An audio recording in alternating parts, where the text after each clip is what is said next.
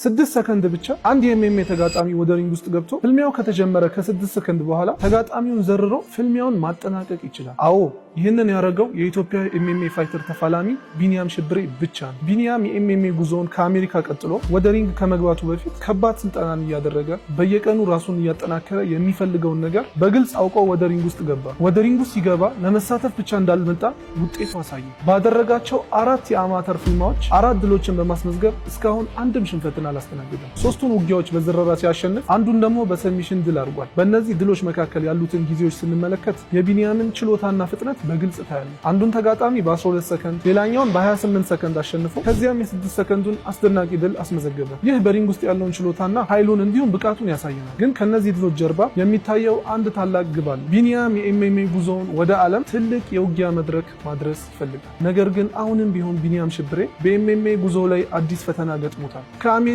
የኤምኤምኤ ልምዱን ይዞ ወደ ትውልድ ሀገሩ ኢትዮጵያ ተመልሶ፣ ግን ይሄ የተለመደው ወደ ሀገሩ መመለስ አይደለም። ቢኒያም ወደ ሀገሩ የመጣው ለጉብኝት ሳይሆን ለውጊያ ነው። ቢኒያም ሽብሬ ተመልሷል እና በዚህ ጊዜ ውጊያው በሀገሩ ምድር ላይ ነው። በኢትዮ ፋይት ናይት በዩናይትድ አፍሪካ ኤምኤምኤ በዮኒ ቬጋስ የሚዘጋጀው ታላቁ የኤምኤምኤ ዝግጅት ነሐሴ 23 በኮንቬንሽን ማዕከል ሲካሄድ ቢኒያም ሽብሬ ወደ ሪንጉ ይገባል እና በዚህ ጊዜ ሪንግ ውስጥ የሚጠብቀው ተጋጣሚ ማስተር ሀገረ ሰላም ነው። 4 ውጊያዎች 4 ድሎች 0 ሽንፈት ይዞ የመጣው ቢኒያም አሁን በራሱ ምድር ላይ አዲስ ፈተና ይጠብቋል። በአሜሪካ ያሳየውን የኤምኤምኤ ብቃት በኢትዮጵያ ሪንግ ውስጥ ማሳየት ይችል ይሆን? ቢኒያም ሽብሬ ከማስተር ሀገረ ሰላም ጋር ነሐሴ 23 በኮንቬንሽን ማዕከል ኢትዮ ፋይት ናይት ማን ያሸንፋል? መልሱን በኢትዮ ፋይት ናይት እናያለን።